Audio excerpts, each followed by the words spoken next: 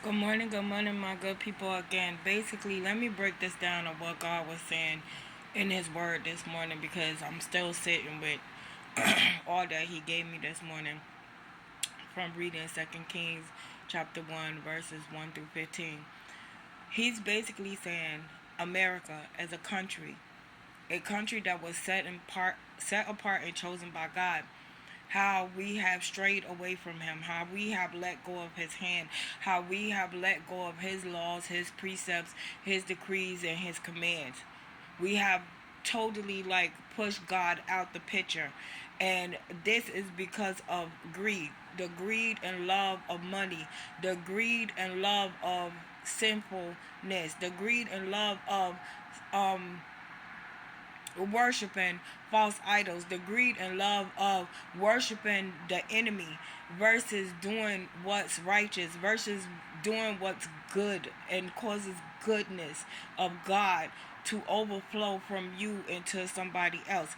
We have let go of God's teachings, God's leading, God's protection, God's favor over this country alone is now being handed into evil people, and they're malicious and racist, and the hate and the murdering and all these things that are not of God has been handed over to this country. We were never supposed to be the type of country that was supposed to mimic other countries or allow what they were teaching and their ways to come into our country. It was never supposed to be like that.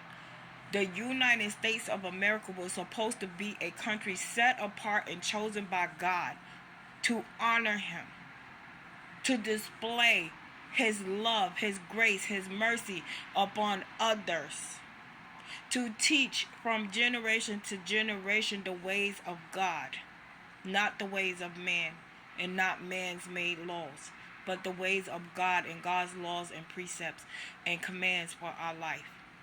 That is the cry out from God, where He's saying, my people, my children, come back to me.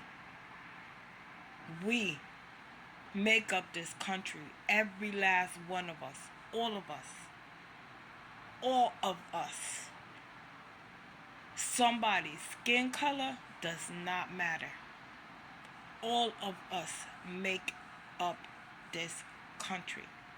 We were supposed to be the type of country that allowed other countries to come in and work and live in this country just as we do.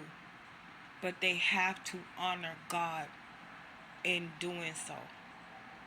We were set apart and chosen as a country, a nation of people who were never supposed to let go of God's hand. And God is saying, come back to me, my people. Come back to me.